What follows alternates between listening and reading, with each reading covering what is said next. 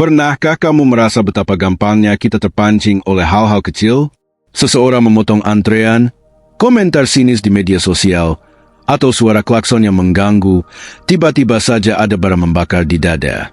Kita tahu, seringkali hal itu tak pantas memicu reaksi besar, tapi tetap saja, rasanya seperti tombol emosi kita ditekan tanpa izin. Dunia hari ini penuh dengan orang pintar, tapi sedikit yang bisa melangkah dengan tenang. Kita hidup di zaman ketika emosi meledak lebih cepat ketimbang pemahaman. Ketenangan bukan soal menekan amarah, melainkan memilih untuk tidak membiarkannya menguasai hidupmu. Mungkin kamu pernah bertanya, kenapa aku begitu mudah tersulut? Mengapa sulit sekali tetap tenol calm padahal aku tahu itu yang terbaik? Tenang, kamu tidak sendiri. Otak kita memang dirancang untuk bereaksi cepat. Sistem alostasis tubuh kita seperti radar yang selalu waspada. Lebih baik panik berlebihan daripada lengah dan celaka. Makanya, hinaan kecil bisa terasa seperti serangan besar. Satu komentar bisa mengacaukannya semalaman. Ini bukan kelemahan, melainkan mekanisme bertahan hidup yang kini perlu kita sesuaikan. Disinilah Stoikisme hadir, bukan sebagai dogma, tapi sebagai alat. Filosofi kuno ini telah terbukti bertahan ribuan tahun karena sifatnya yang realistis. Stoikisme tidak memintamu jadi patung tanpa perasaan, melainkan mengajarkan bagaimana tetap manusia dengan pilihan sadar, bukan sekadar reaksi impulsif.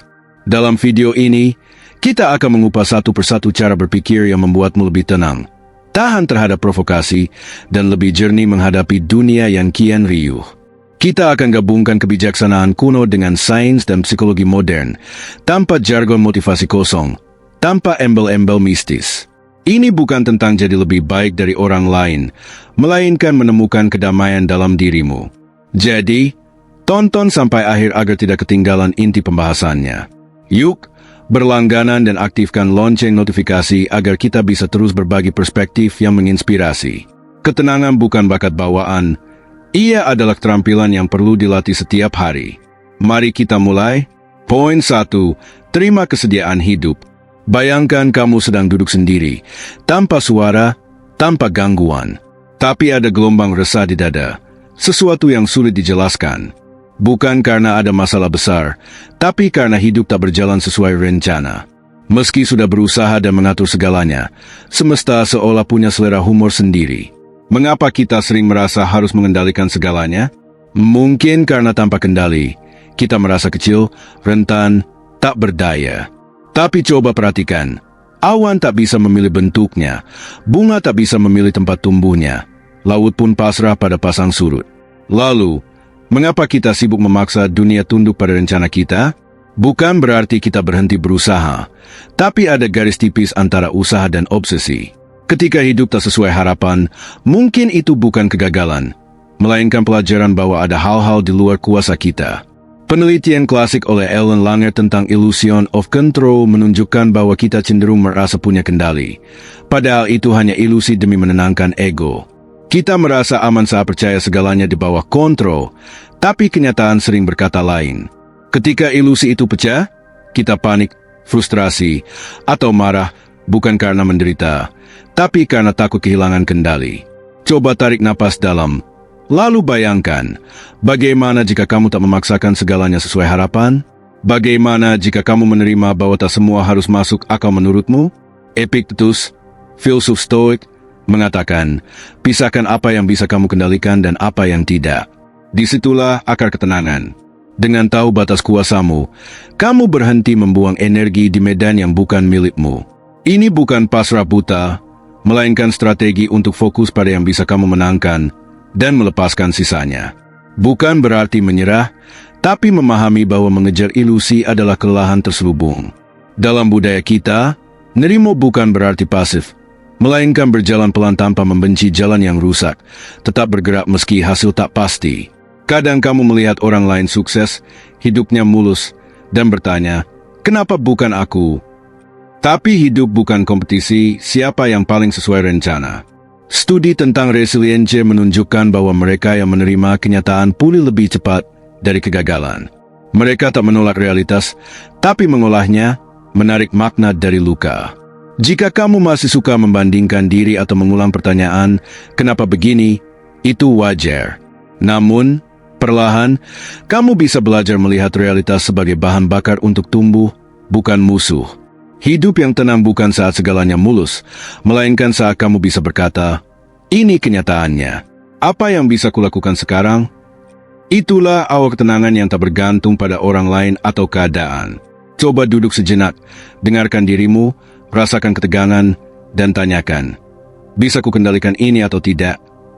Jika bisa, lakukan. Jika tidak, lepaskan. Mudah? Tidak. Tapi dari sanalah kamu belajar bahwa ketenangan adalah berdiri tegak di tengah realitas tanpa kehilangan arah. Bayangkan betapa banyak energi yang kamu hemat, betapa jauh kamu melangkah, dan betapa damai rasanya ketika kamu berdamai dengan dirimu sendiri. Poin 2. Berhenti menghakimi orang lain. Pernahkah kamu duduk sendiri, lalu tiba-tiba pikiranmu melayang pada seseorang, sikapnya, ucapannya, dan kamu langsung menilai, dia memang selalu begitu. Tenang, itu manusiawi. Otak kita dirancang untuk menilai cepat, mendeteksi ancaman dari wajah, nada, atau bahasa tubuh. Dalam sekejap, kita merasa tahu segalanya. Tapi merasa tahu dan benar-benar tahu adalah dua hal berbeda. Kita sering terjebak karena terlalu cepat mempercayai penilaian awal. Kita tak sadar bahwa kita sedang menafsir, bukan melihat, menghakimi, bukan memahami. Studi neuroimagi menunjukkan bahwa amigdala, bagian otak penilai, aktif bahkan saat sinyalnya lemah. Tanpa sadar, kita menciptakan asumsi, gosip, dan label yang melukai secara tak kasat mata. Kita diajarkan untuk ramah, tapi di balik itu, sistem sosial sering menyimpan alat penghakiman, malu, stigma, bisik-bisik. Kamu mungkin tak sengaja jadi pelaku, bukan karena jahat, tapi karena penilaian otomatis yang tak pernah diperiksa. Kadang, kita menghakimi karena lelah, iri, atau takut dinilai lebih dulu. Menariknya, semakin kita merasa benar menilai, semakin besar kemungkinan kita sedang menutupi luka dalam diri sendiri. Bagaimana cara lepas dari siklus ini? Bukan dengan memaksa berhenti menilai, itu mustahil. Tapi, latih diri untuk jeda sebelum mempercayai pikiranmu. Pos 3 detik, tarik napas, akui, aku sedang kesal, aku sedang membandingkan. Lalu tanyakan, apa penjelasan lain dari sikapnya? Ini melatih otakmu untuk mengurai, bukan menghakimi. Jika kamu berkonten di ruang publik, kamu tahu rasanya mendapat komentar kasar. Dorongan untuk membalas muncul otomatis, tapi kamu punya pilihan. Coba ritual kecil, 3 menit mindfulness atau tanyakan, ini tentang aku atau dia? Bayangkan orang yang kamu hakimi sebagai anak kecil yang pernah takut atau ingin dimengerti. Ini bukan untuk melankolis, melainkan melepas narasi tunggal yang dibangun otak. Marcus Aurelius berkata, sebelum mengkritik, coba pahami pikiran orang lain dari dalam. Sulit, tapi dari situ empati lahir. Bayangkan jika kamu melatih ini setiap hari. Beban emosionalmu akan berkurang karena sebagian besar beban berasal dari penilaian yang kita tumpuk. Berhenti menghakimi bukan berarti buta, melainkan membuka pandangan lebih luas, tak dibutakan emosi sesaat. Mungkin kamu akan mulai bertanya, jika aku di posisinya, mungkin aku juga begitu. Satu pertanyaan kecil bisa menggeser cara pandangmu. Dunia yang penuh orang-orang yang mendengar sebelum menilai mungkin tak akan saling menyakiti demi merasa hidup. Dari situlah ketenangan tumbuh, perlahan tapi pasti. Poin 3. Lepaskan kendali. Kita sering lupa bahwa hidup bukan panggat yang bisa kita sutradarai sepenuhnya. Kamu merencanakan hari, ekspektasi, bahkan detak kecil. Tapi dunia punya jalannya sendiri. Tak terduga, tak bisa dipaksa. Kegelisahan sering muncul bukan karena kegagalan, melainkan karena kita percaya kita harus mengontrol segalanya. Otak kita menginginkan kepastian, meski hanya ilusi. Penelitian Ellen Langer menunjukkan kita sering melebihkan kendali atas hal-hal acak demi rasa aman. Tapi saat dunia menunjukkan sifat liarnya, ilusi itu pecah dan kita frustrasi. Yang melelahkan bukan pekerjaan atau orang lain, melainkan usaha mengatur yang tak bisa dikatur, opini orang, hasil akhir, waktu, atau nasib. Melepaskan kendali bukan berarti menyerah, melainkan tahu batas. Banyak yang takut melepas kendali karena khawatir dunia jadi kacau. Tapi justru obsesi mengontrol membuat dunia terasa sempit. Coba tarik napas dalam, tanyakan, Apa yang benar-benar bisa kugenggam? Ketika kamu melepaskan, awalnya terasa kosong, tapi kemudian kamu merasa ringan, tenang. Trikotomi kendali membagi 3. Yang bisa kamu kontrol, sikap, niat. Yang bisa kamu pengaruhi, hubungan, reputasi. Dan yang di luar kuasa, cuaca, opini publik. Kita sering habiskan energi di wilayah terakhir, padahal seharusnya fokus pada yang pertama.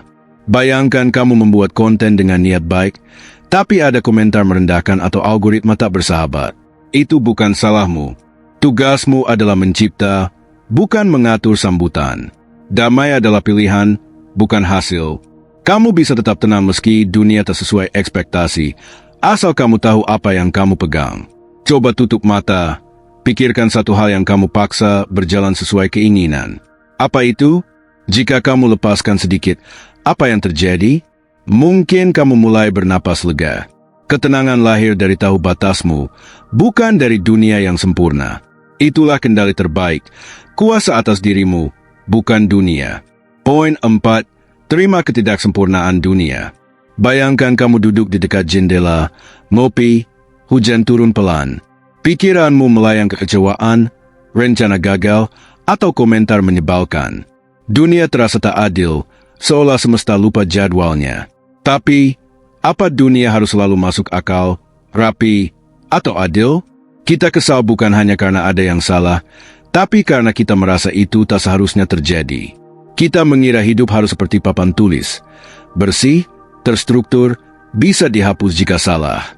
Padahal, dunia ini liar, cuaca berubah, orang berubah, bahkan pikiran kita tak stabil. Kita menuntut kesempurnaan dari dunia dan diri sendiri, karena otak kita mencari pola dan mendeteksi kesalahan. Tapi ketika itu berlebihan, kita terjebak perfeksionisme dan overthinking. Kita sering menyalahkan diri atau dunia saat ada yang salah. Budaya kita bilang, tak ada gading yang tak retak, tapi kita tetap menuntut kesempurnaan, keluarga harmonis, pekerjaan cemerlang, kopi dengan latte art. Jika tidak, kita gelisah. Ini bukan kemunafikan, melainkan adaptasi sosial. Tapi efeknya, kita lupa menerima ketidaksempurnaan. Sistem besar pun runtuh karena terlalu kaku mengejar kesempurnaan. Nassim Taleb bilang, yang kuat bukan yang sempurna, melainkan yang fleksibel, yang retak tapi tetap tumbuh, antifragile. Begitu juga kita. Rencana terbaik pun kadang gagal. Bukan karena kita bodoh, tapi karena hidup punya agenda sendiri. Langkah pertama bukan memperbaiki segalanya, melainkan menerima bahwa tak semua harus diperbaiki. Ini bukan pasrah, melainkan kesadaran.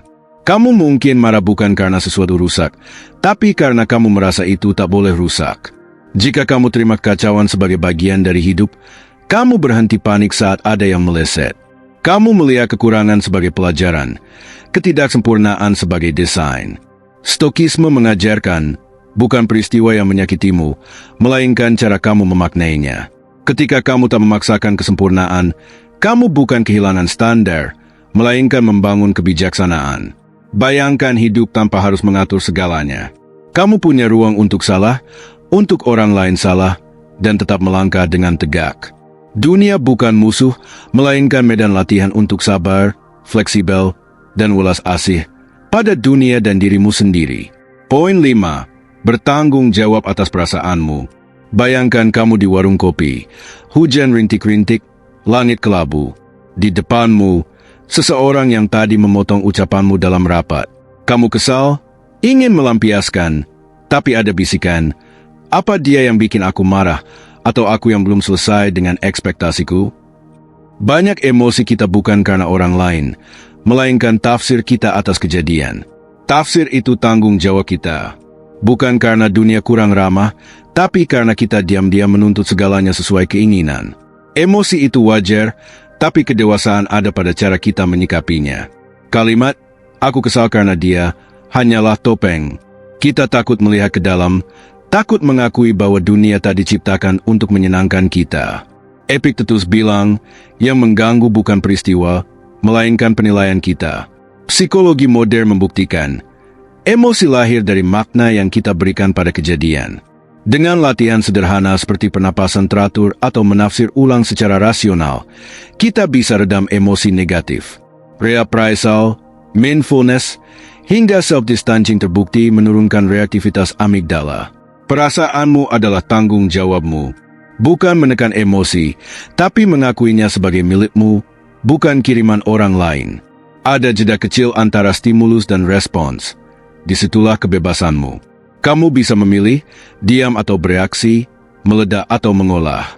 Selama kita menyalahkan orang lain, kita jadi korban suasana, orang, atau keadaan. Tapi saat kamu bilang, perasaanku tanggung jawabku, kendali kembali padamu. Bukan untuk menyiksa diri, melainkan menyembuhkan. Bayangkan seseorang membentak, tapi kamu diam. Bukan karena takut, melainkan karena kamu tahu dia tak berhak menentukan perasaanmu. Ketenanganmu jadi cermin bagi orang lain. Mereka melihatnya dan mungkin malu sendiri. Coba saat emosi terpancing, tarik napas, tanyakan, aku akan memberi kuasa pada mereka, atau memilih jadi tuan atas hatiku. Kita bukan robot, tapi juga bukan budak impuls. Kita manusia, dan kita bisa memilih. Poin 6. Latih diri untuk tidak bereaksi. Bayangkan kamu di ruang tamu, malam minggu, lampu temaram, angin sejuk. Tiba-tiba ponselmu berbunyi. Pesan masuk, nadanya merendahkan. Jantungmu berdegup, jari siap membalas. Tapi kamu berhenti. Kamu tahu, menuruti dorongan itu hanya memberi kepuasan sesaat, diikuti penyesalan. Kamu tarik napas, tutup layar, ambil teh, dan duduk kembali. Itu momen kemenanganmu. Reaksi spontan terasa seperti keberanian, tapi keberanian sejati adalah tidak terpancing. Menunda reaksi adalah evolusi kesadaran tertinggi, bukan menekan emosi, tapi memberi ruang antara stimulus dan respons. Dalam psikologi, ini disebut affect labeling, menamai perasaan tanpa menyangkalnya. Misalnya, aku marah karena merasa tak dihargai. Hanya dengan menyebutnya, amigdala mereda, prefrontal cortex bekerja, dan kamu mengelola emosi, bukan dikuasai. Latihan seperti penapasan lambat atau rencana. Jika dibentak, aku diam 10 detik, terbukti meningkatkan ketahanan mental. Hanya 10 menit latihan napas per hari bisa mengubah responsmu terhadap provokasi.